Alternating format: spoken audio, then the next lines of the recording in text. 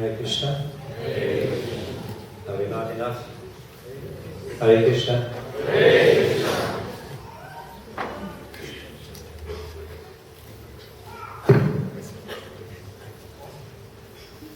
Thank you very much for the opportunity. I was indeed excited to hear about Maharaj's book launch, which we were meant to do in July, but due to some logistics, we are only able to do it today, but it allowed us to prepare more for this event today, and therefore we thank Maharaj very much for being here today.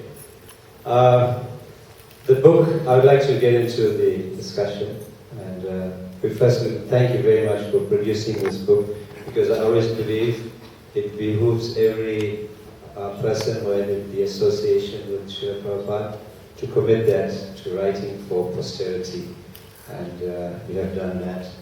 So, Maharaj, in your book, the first chapter, it opens with a statement: I was always drawn to spiritual life.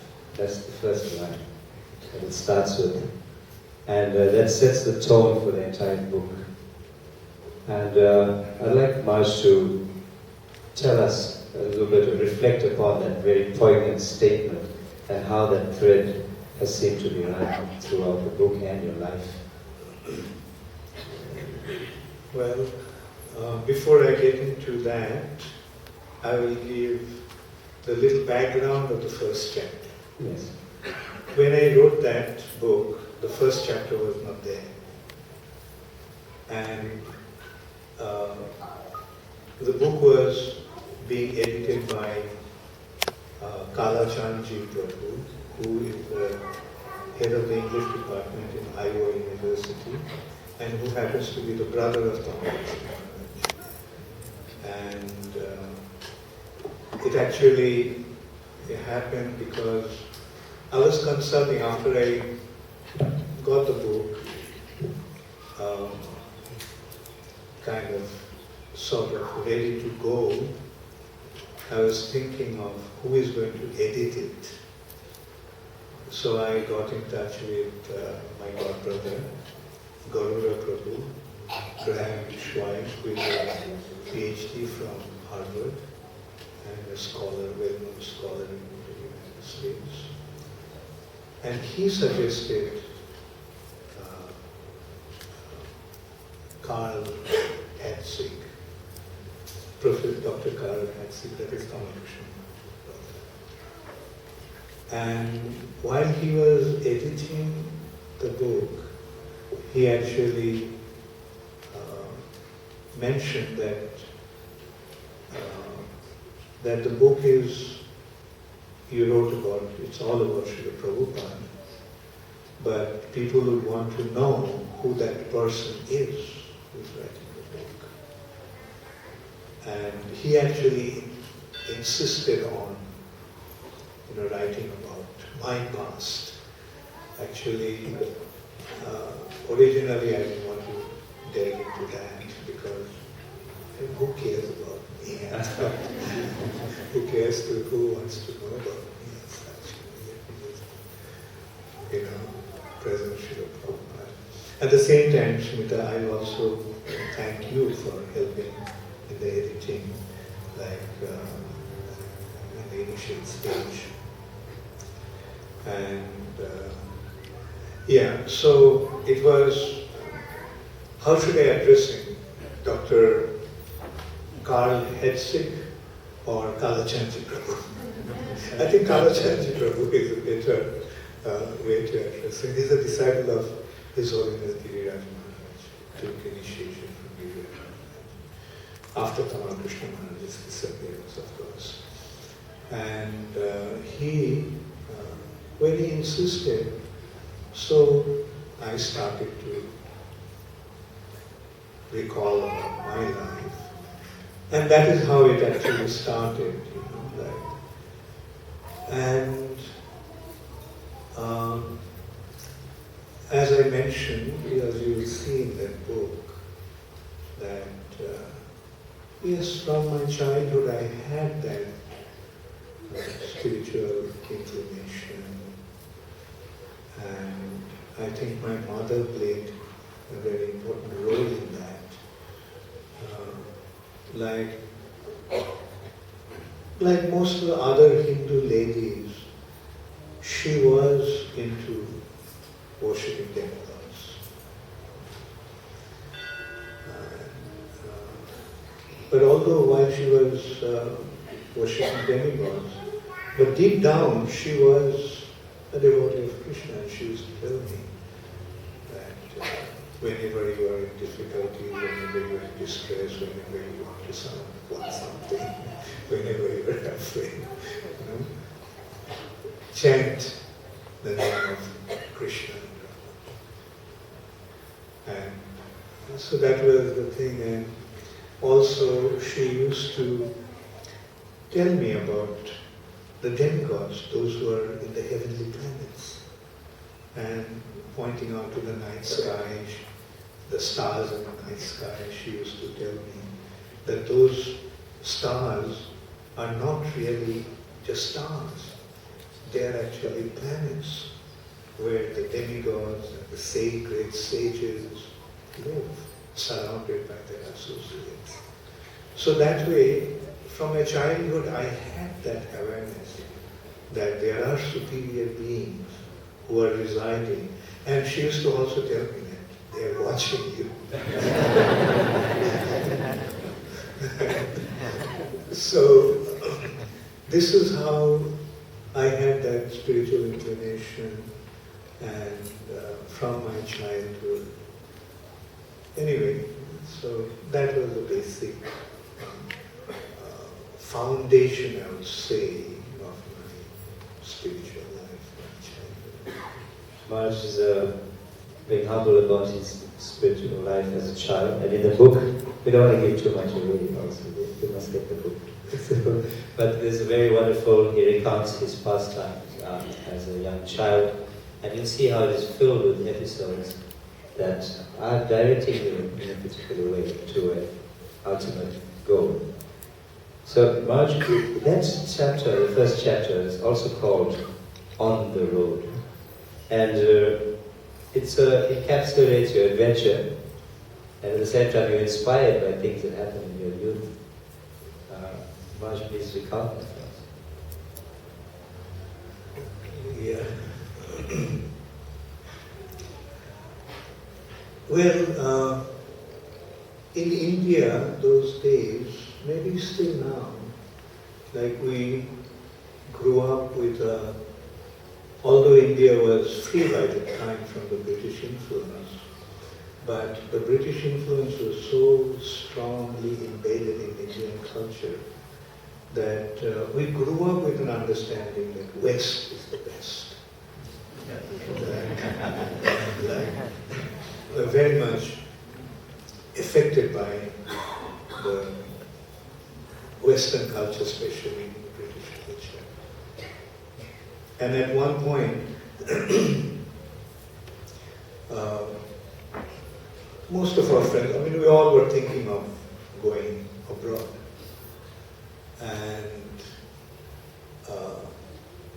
generally, my other friends, they flew to England, because England was the main destination. And but a friend of mine and I became quite influenced by one book called On the Road by Jack Kerouac. And it's a very fascinating book. I mean, that book was quite famous those days, and probably you all know that around that time, that was late 60s, like many Americans were coming to India, and they were motivated by that book. And so him and I considered that let's take the route on the road. And another consideration was that it would be much cheaper. So him and I decided that we would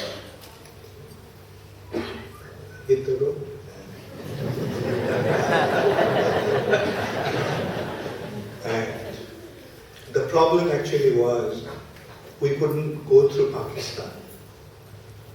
And so we had to avoid that. We actually took a boat ship from Bombay to Basra in Turkey, Iraq. And from there we kept on moving towards Europe. So that was another very interesting phase of my life, I would say. Because that gave me the taste of being on the road and really learning just by meeting people, seeing places. Anyway, so I think that was Krishna's mercy that I took that course at that time, because it, in a way, it prepared me in my sannyas career. Because you are constantly traveling. That's Yeah.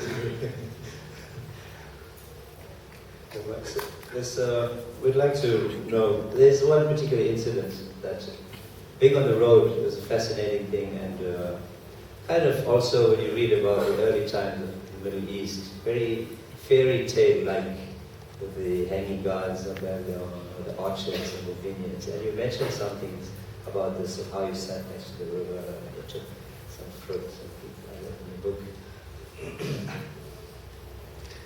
Should I go into...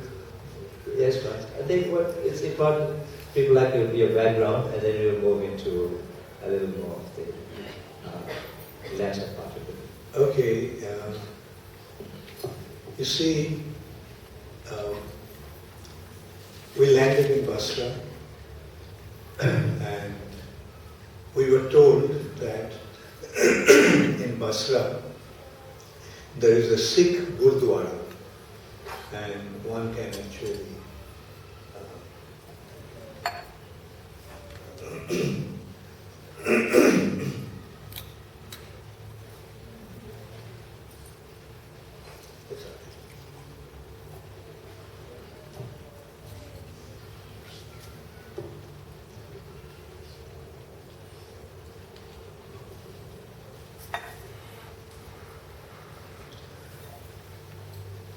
there is a Sikh Gurdwara where one could live for free. So we came out of the boat and we met some young boys, and then while they were showing us, when you asked, they were very nice actually. They were Iraqi boys, of similar age, maybe a little younger than us. And they took me, and while we were walking towards the Gurdwara, we became friends. And they, came the next morning, they took us around. For 3 days that we were there in Basra, we practically spent the whole day with them. And then from Basra we came to Baghdad. And in Baghdad we met a few boys also. In Baghdad also we were staying in a French church, also for free. You learn that art when you're on the road. So, and there we came across a group of young university students, and there also we became very friendly with them. And one of the boys there who was studying was from Kurdistan. Kurdistan is in north of Iraq and next to Turkey, eastern part of Turkey. So this boy Ahmed, he requested us that we go to his hometown called Zako. And so we said, yeah, fine. And so we went to that place. And he already informed his friends that we were coming. So when we arrived there, they were there to receive us. And it's a beautiful place actually. You can see it was a very old place because you can see that from a broken bridge over the river. And the bridge was made of stone. And now that bridge is, so it must have been 100, maybe thousands of years old bridge. And on the bank of the river, it was not a very wide or deep. It was quite a shallow river, clear water, crystal clear water flowing. And there used to be orchards of growing apples and pears and figs. Yeah, mainly I think these are the three fruits that were growing there. And so we had a great time with them. Like it was a small town and we played football with them. And then we'd go out and then we'd have a swim in the river. And then one of the boys owned one of the orchards. Like as I said, growing pears and apples and figs. And so we, after swimming, we just sit there and eat those fruits. So. Maharaj, then you went on with the journey towards Hamburg, Germany, for your studies. And there you met some people. And with a little background about that, something happened in Hamburg that gave you the impetus to think deeply about it. Yeah. There I befriended some American exchange students. And some of them actually stayed on. Like the exchange students come usually for a short while, a year or two, 1 or 2 semesters. It all started with meeting Bill. You see, in Hamburg, there is a thing called American House. It's an American information center, actually. In Calcutta, they call that USIS, United States Information Service. And I used to be a member of the jazz club there. Oh.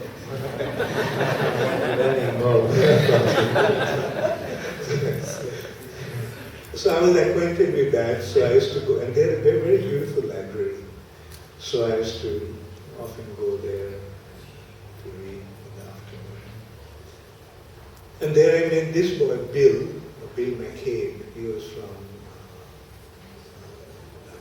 Buffalo, but he was studying in the University of Dayton, Ohio. So, and then we got to know the whole group of them. And because, I was more comfortable with the English than German at that time. So we kind of, used to spend a lot of time together. And one of the boys was Chuck Hish. And so one afternoon, one weekend afternoon, we were together in a restaurant near the Ulster, the lake there. And we started to talk, and kind of in a rather derogatory way, Chuck asked me something like, how many people die of starvation in India? So I said, look, I was born and brought up in India, but I have never seen anyone die of starvation. I've seen many people die. I haven't seen anyone dying of starvation. And the thing is, it kind of led into, like in a rather condescending way, he just said, oh, come on, we don't have to hide, And it led to a rather debate, and kind of argument, not a debate, a kind of an argument, that how do you know? You've never been to India. How do you know people are dying of starvation? And he said, well, I have read. I said, I don't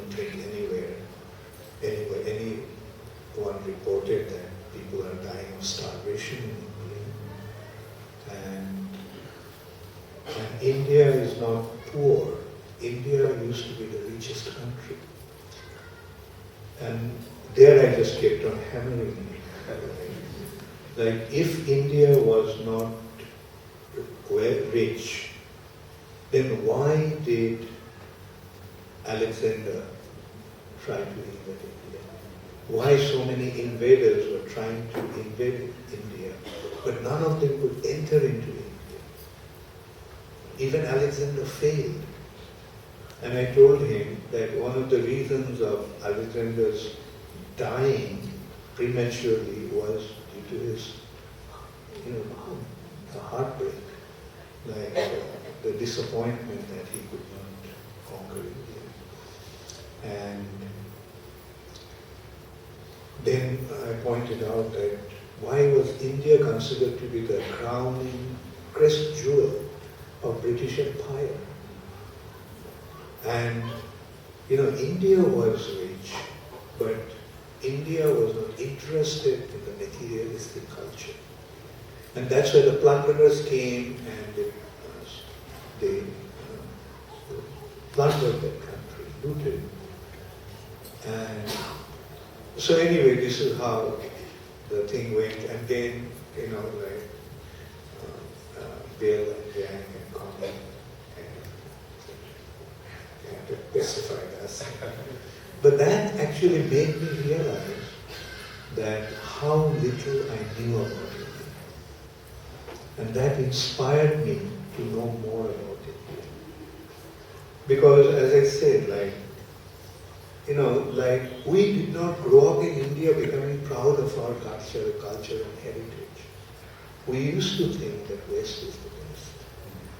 And so that was the thing that kind of inspired me or motivated me to get into Indian philosophy and culture and heritage.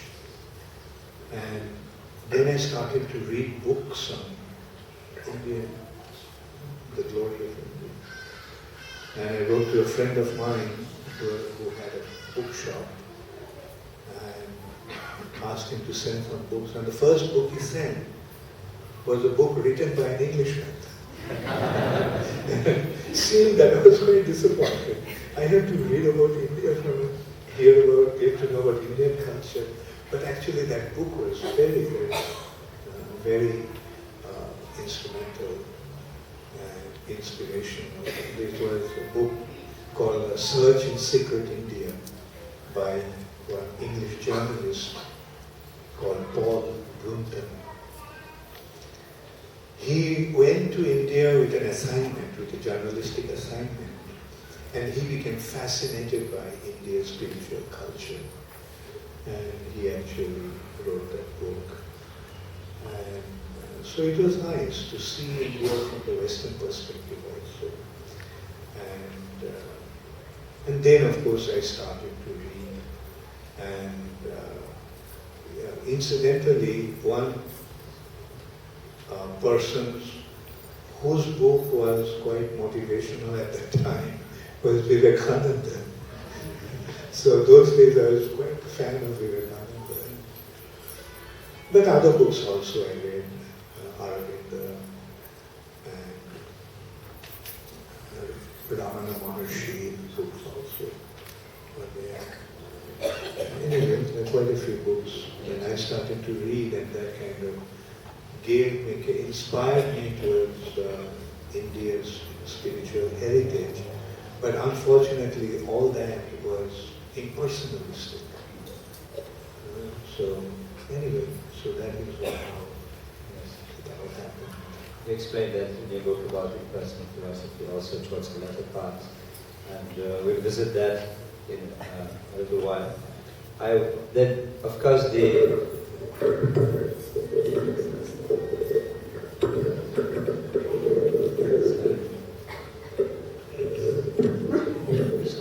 Can everybody hear me? Have you been able to hear me? Or was it difficult? So it was. Thank you. Sorry for that, Maharaj. We were saying that after that impetus from Germany, all roads led back to India. So you are on the road in a circle, going back to India. And what was your impression when you returned to India? I came back to India with a lot of expectation because I was, like reading all those books, I understood one thing, that I needed a guru. And my feeling at that time was that, that as soon as I come to India, I will find a guru. And the destination that time actually was Himalayas, because the understanding was that that is the way you have to you proceed. And I landed in Delhi, and I didn't go to Calcutta, my hometown, but I went straight to Rishikesh, our first Haridwar. And from Haridwar I went to Rishikesh. And then I started to experience that these are not the people to whom I can completely surrender with full faith and conviction. So I just was extremely disappointed. That was my first impression. It came with a lot of expectation, and it led to a total disappointment.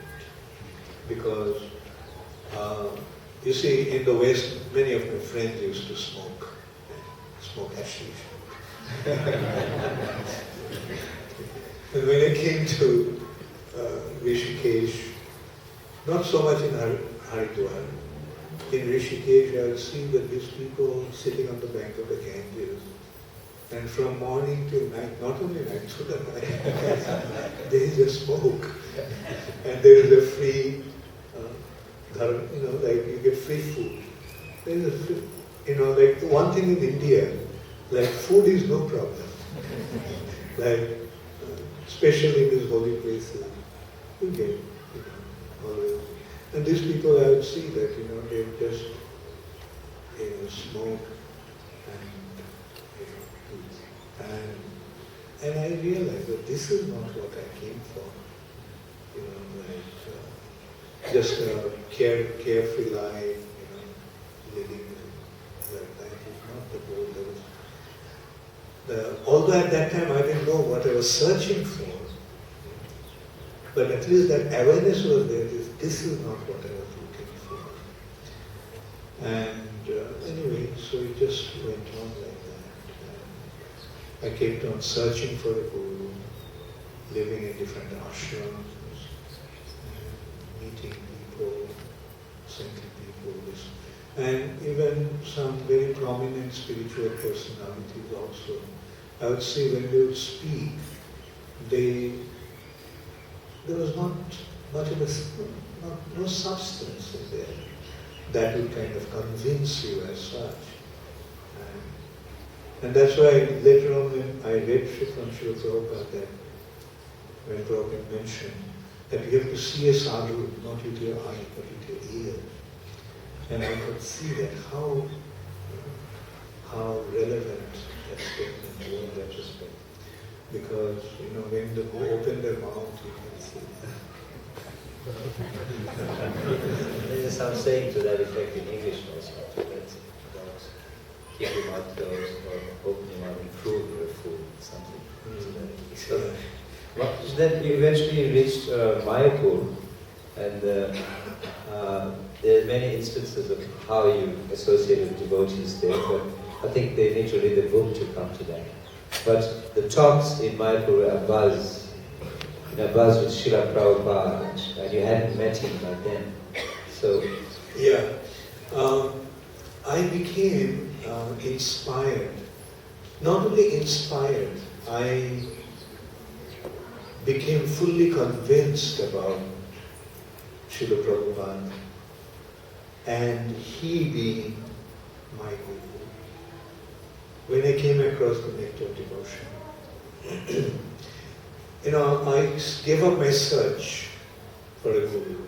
I thought, at that time I felt that I was so disappointed that I felt that, well, if at all I have a guru, then let him come and pick me up.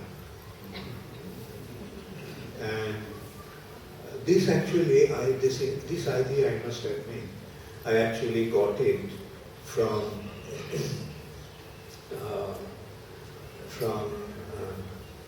autobiography of a yogi by, anyway, I'm forgetting.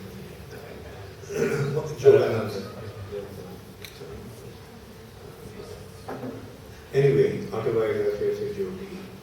And there he mentioned that there is a saintly person called Babaji who lives in Himalayas, who is over 250 years old. And when somebody becomes qualified, then Babaji comes and, like, so I got the idea, okay, so if I have a guru, then let him come and pick me up. I mean, I am searching for him, but I couldn't find him. So let him come and pick me up. So thinking that, I was just in Calcutta, but that was a very, very difficult phase. I couldn't adjust in my materialistic way of life, nor could I enter into my spiritual life. And at that time, I came across this book, The Nectar of Devotion. And I'm not going into the details, I'll just go straight to that. And I took that book, I went home at night, I started to read it, and from the very first page it just dawned in me that this is what I was looking for. Because the two things actually struck me, with a tremendous awareness that, you see, like when I was aspiring for spiritual life, I was actually thinking of liberation. The goal of spiritual pursuit was liberation. And in order to get liberation, you have to go to the Himalayas and, go through all that, yoga and all that. But, like that book, practically from the very beginning, Prabhupada is speaking about liberation, 5 kinds of liberation. And that alone blew my mind. 5 kinds of liberation. Nobody ever told me that. And then I got to know, out of these 5, 4 are positive and 1 is negative. And the one that I was pursuing was the negative. So, that's one thing. And then it came with such clarity. That God is a person. God is a person and He is Krishna. And that was it. Like, it came, I felt, oh, I know Krishna from my childhood. I know Krishna all the way, but never ever occurred to me that Krishna is God. Real God.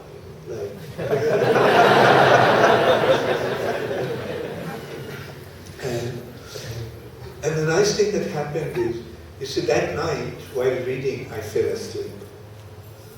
In the morning, the first thing I did, pick up the book and start reading. Nectar of Devotion.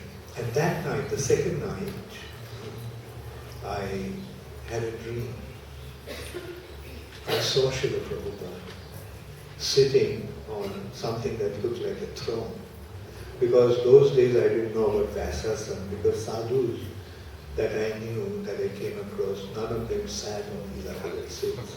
They just sat on simple seats. Some sat on deer skin, some sat on tiger skin.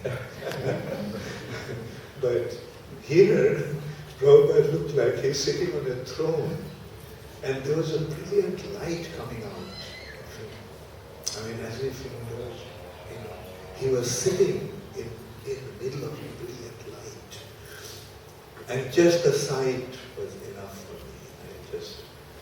me. My heart was completely filled with an inconceivable joy that I have found my spiritual path. And that is how it actually, that was the first impression, I would say, the reading of the Nectar of Devotion. So the book proceeds, and we want to take this as the perhaps the last question in our interview, and there are some questions in the audience. Anurag, you can direct that. When you used to be with Prabhupada, after you met him, and that incident, I think they need to read how you met Prabhupada.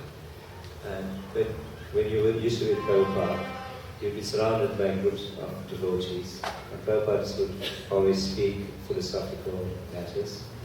And you would have questions, but you also perhaps shy or quiet. You said shy at some stage to ask, but later on you would ask. Could you maybe tell us a little more? Yeah, one such occasion was once Prabhupada was actually, there was a group of devotees surrounding Srila Prabhupada, and Prabhupada mentioned, not really in a detailed way, just mentioned that Shankaracharya is our Acharya.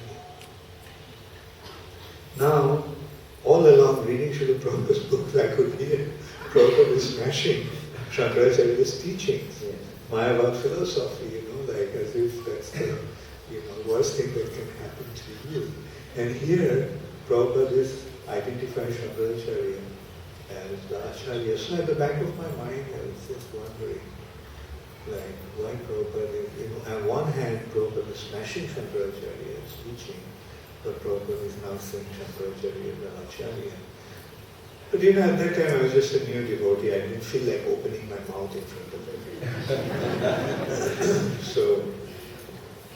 So I used to be with Srila Prabhupada at night. And that's the time I used to mostly ask the questions, when Prabhupada would sleep. So in one such occasion, I asked Srila Prabhupada, how should we see Shankaracharya and our Acharya? And then Prabhupada mentioned, in order to understand that, we have to understand why Krishna came as Lord Buddha. And then he mentioned that in the age of Kali, due to the influence of Kali, all kinds of animal slaughtering was going on in the name of Yajna. And seeing that unnecessarily animals are being killed, the Lord's tender heart became afflicted, and he therefore appeared as Lord Buddha.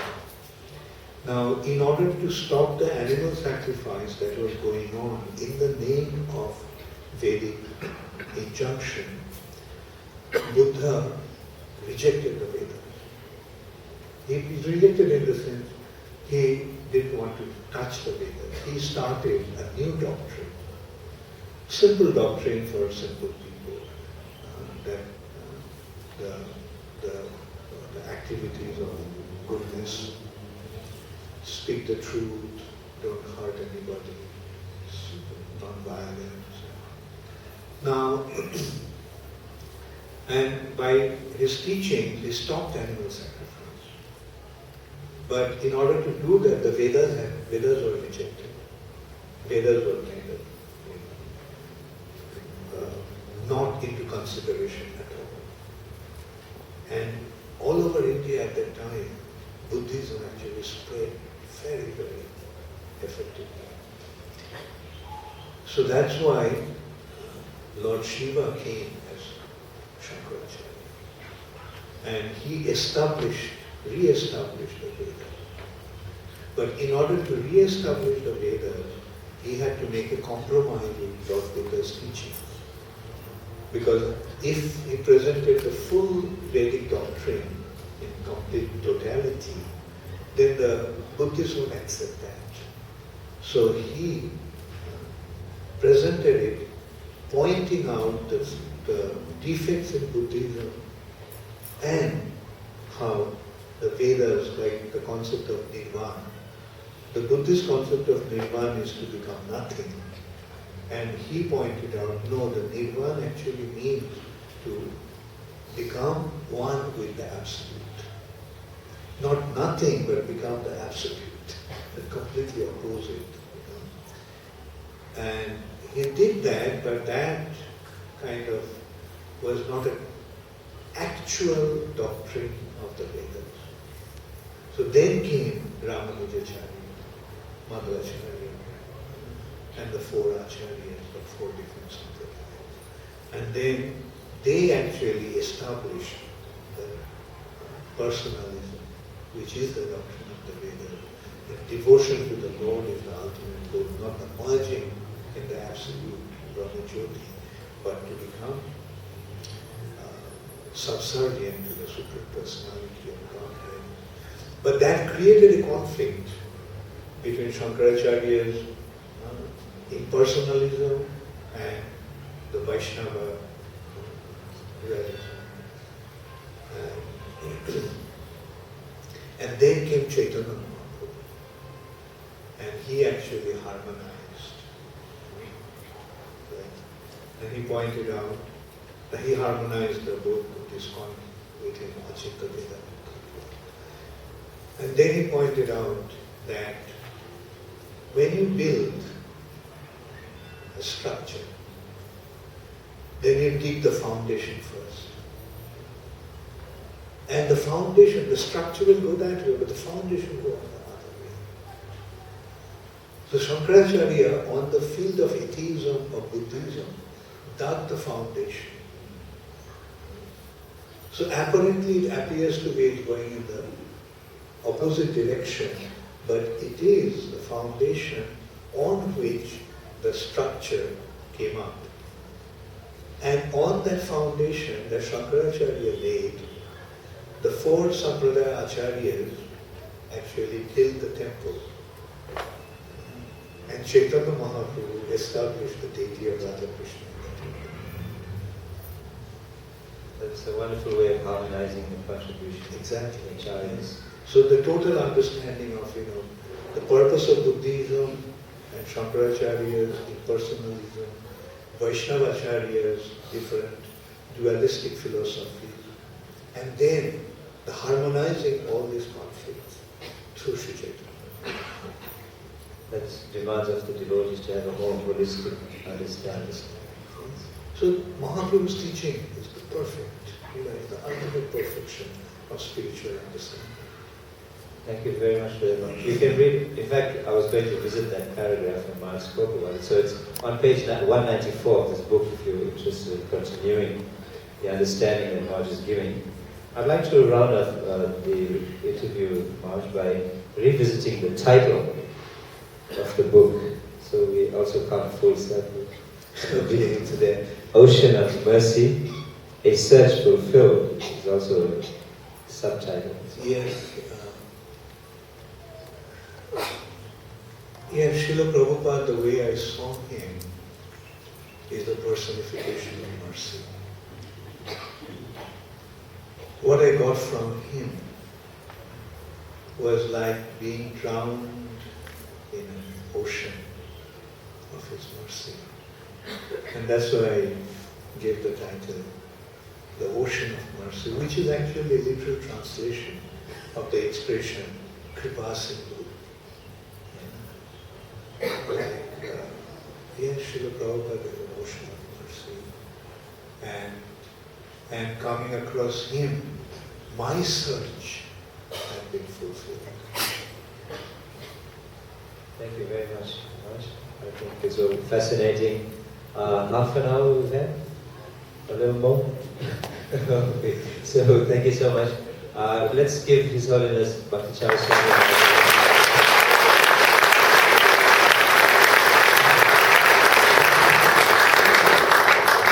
I was feeling like I'm an interviewer in a studio, TV studio. But we have somebody here who's greater than any celebrity that has visited the studio, so I was also a little tense about it. So thank you much, it was very fascinating. And I'd like to also thank you personally for giving me the service and allowing me to virtually travel with you in retrospect on your journey. In the audience, there are some questions, and Anuradha Babaji will vary that. You have to excuse me once I'm going to build this computer. Thank you. Hare Krishna.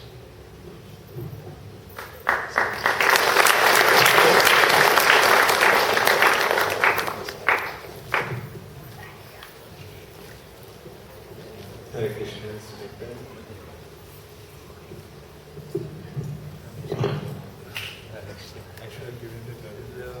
Thank you so much, Smita Krishna Prabhu. You also known as Dr. Ramson, PhD graduate. And you can see how he's approached this whole process with the academic rigor that he's accustomed to. And we'd like to thank you for taking us into the depths of the ocean of mercy.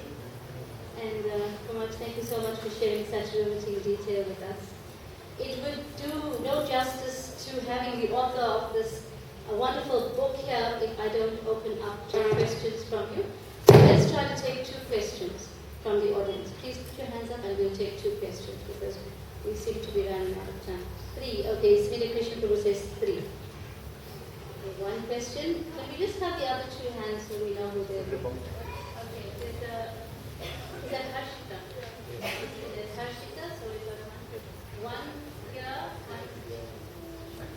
and Sunil Mohan Prabhu. Alright, so let's go for it. Can you start from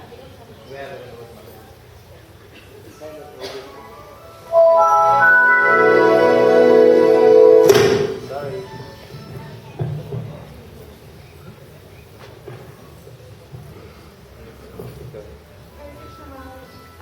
Are there any plans to write more books? I have to write more books. Sorry. Let's see how this one goes. Yeah, I do have plans. Yeah. And maybe you have to help me. In that respect, I must admit also that, you see, one girl from Holland, Ranga Radhika, helped me a lot in that. Like, she took the recordings of what I spoke on Srila Prabhupada and collected those, all the relevant sections and put them into, and she came up with 64, 65 pages of that. And that actually elaborated into about 350 typewritten pages. And that is this book which came to about 240 pages, 265 pages. That of course with the introduction, etc. Preface. Yes.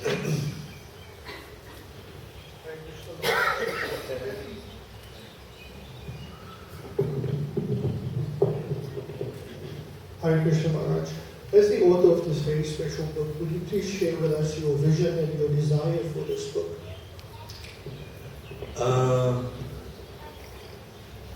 Well, I can speak about the desire and okay, let's first speak about that and then I'll go to the vision. The desire is that the devotees, the lovers of Srila Prabhupada will appreciate what I gave. It was my humble offering to my spiritual master, Srila Prabhupada. Actually, I never thought of writing a book because I used to speak about Srila Prabhupada, as Govardhan Prabhu was mentioning, that maybe many of you have heard me speak about my days with Srila Prabhupada. But I didn't think of writing until my godbrothers started to persist in such that I do because, it is needed for the posterity. They would like to know. And I used to think, well, Lilamrita has Prabhupada, Lilamrita has said everything. So what is the need for anything else? But then eventually I realized that, it was needed, and as a result of that, I got into that. And so that is what my desire, like I tried to present Srila Prabhupada, I tried to present Srila Prabhupada's greatness and glory. That's what I wanted the world to see. Like what an amazing personality he was from my perspective, the way I saw him. And so that is my desire. And as far as vision is concerned, that let the world get to know Srila Prabhupada, let the world get to appreciate Prabhupada's glory. Often I give an example that when we are too close to a high mountain, we fail to see the greatness, we fail to appreciate the height of that mountain, because sometimes a small little hill may obscure the vision of that mountain. But as we move away from that, the further we go, the height of the mountain becomes manifest. So a great personality like Srila Prabhupada, probably when we are seeing him from too close a proximity, we fail to recognize his greatness. We need to move away in time, and then only we will be able to appreciate his greatness. But at the same time, there is a need to present to the world who he actually is. As and if we don't, who had the good fortune of being so close to him, don't do that, who will do that? So that is the vision or objective. Let the world get to know the glory and greatness of Srila Prabhupada. Thank you. Sunil Mohan is the last one, I think. You must understand that the book ends with the disappearance of Srila Prabhupada. Going forward from there, what do you see and envisage and your hopes the way ISKCON unfolds into the future? Good point. And that's why there is, at the end actually, there's an epilogue. And the epilogue that I wrote initially was quite extensive. The epilogue went on for about 60 pages. But the review board, BBT review board,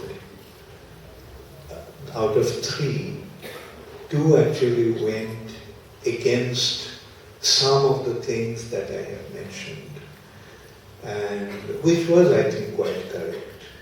Because their point actually was that we establish the glory of Srila Prabhupada, and let us not go into the hitches and hiccups and the crisis that our movement faced after Srila Prabhupada's disappearance.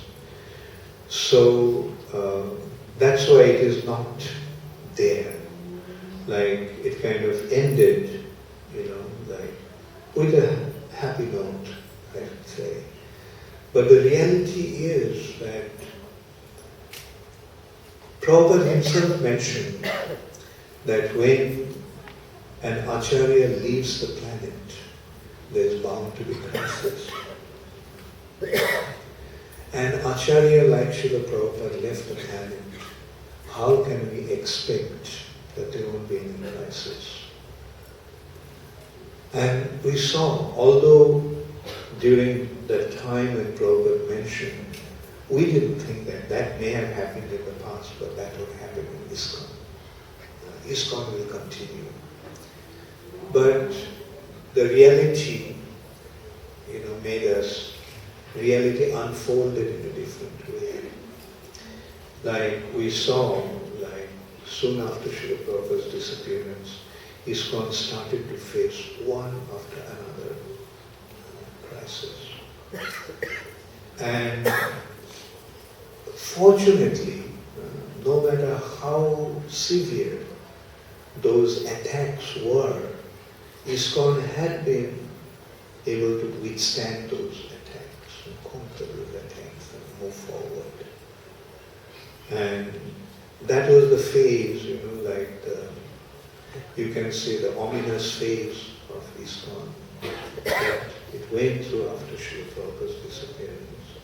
But the good thing is that because the devotees of ISKCON are loyally following Srila Prabhupada's instructions, ISKCON has been able to overcome those difficulties. And that is the real glory of ISKCON. Like whereas most of the spiritual institutions practically collapses after the disappearance of the Acharya or the founder, but it didn't happen with ISKCON. Like about 40 years after Srila Prabhupada's disappearance, ISKCON is still going strong.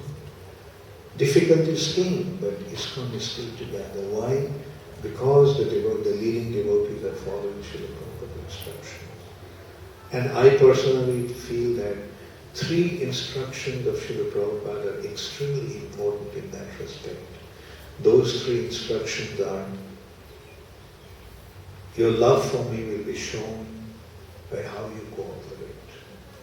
Prabhupada wanted us to display our love, demonstrate our love through our cooperation. No matter whatever happens, don't leave ISKCON. And the third one is, the GBC is the ultimate managing authority of ISKCON.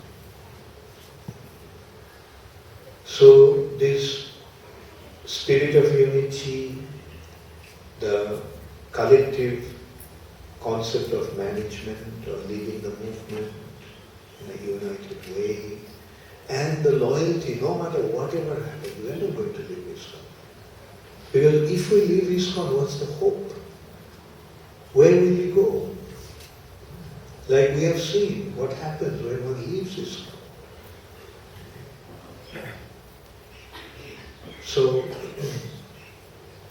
So that is the secret of our success. And that is the real success of ISKCON. That we are still together. And generation after generation, we have to pass that legacy on. Because this movement is destined to be here for 10,000 years. This movement is the only solution to the world problems. And that is why we have to keep together and make it established with full glory. Thank you. Hare Krishna.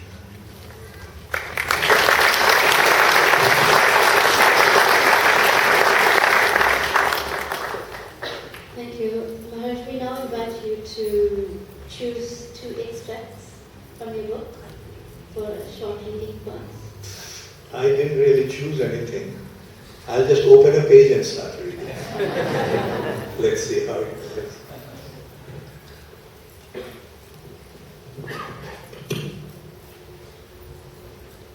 Okay, so I just opened this chapter.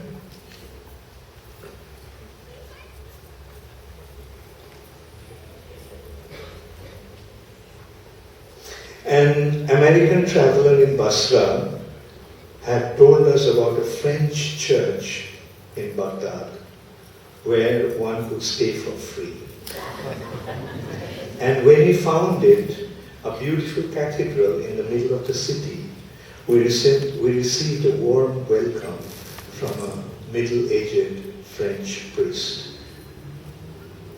In Baghdad, as in Basra, Prashun and I, Prashun is a friend of mine with whom we left India together.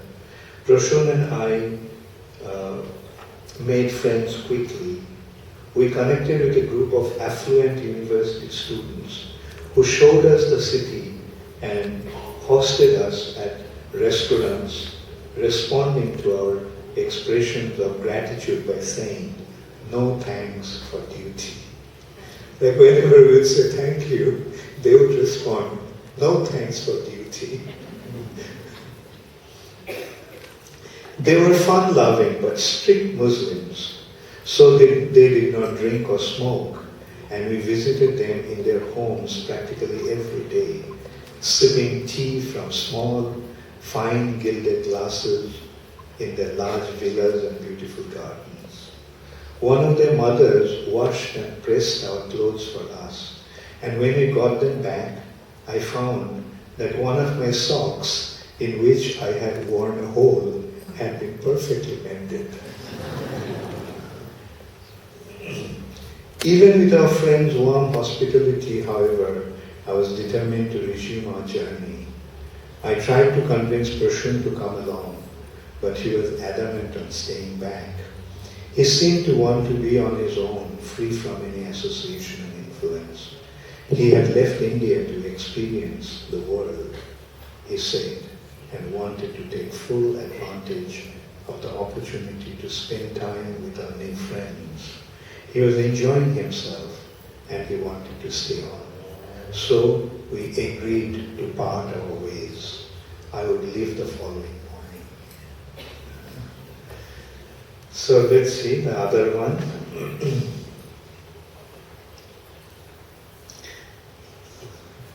And these are just, I'm casually opening the pages. One morning, this is in Mayapur. I already joined in Mayapur. One morning, I saw a bright-looking personality walking with Bhavananda Maharaj. There was something striking about the devotee, about this devotee. I just could not keep my eyes off him. Tirthapad, who was standing next to me, said that it was Tamal Krishna Goswami. He is one of the most prominent leaders of our movement, he said. I had heard about Tamal Krishna Maharaj. He was a hero of ISKCON. He had joined in San Francisco when the movement was in its infancy, and almost right away assumed a leadership role. Since then, Srila Prabhupada had called on him to lead his most important projects. When the movement was growing on America's West Coast, Prabhupada appointed him president of the Los Angeles Temple. When ISKCON spread to England and George Harrison became involved, Prabhupada sent him there.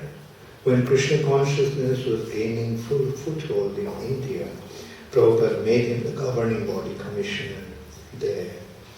And when Prabhupada experienced difficulties in getting land in Mayapur, it was Tamal Krishna who overcame the obstacles and acquired the land.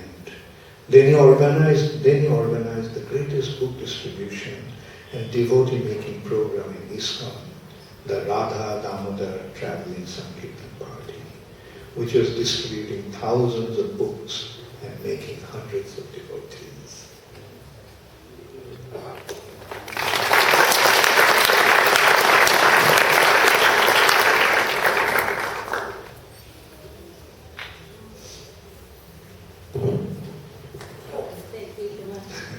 So, dear devotees, we're going to have a small ad break now. The youth from the Bhakti Theatre would like to give you a short sneak preview of the play that they're preparing for next week for Radha Astami. So if you could just please help them with the logistics. They will need to get through this area. And I invite Rukmini Devinasi to take us through.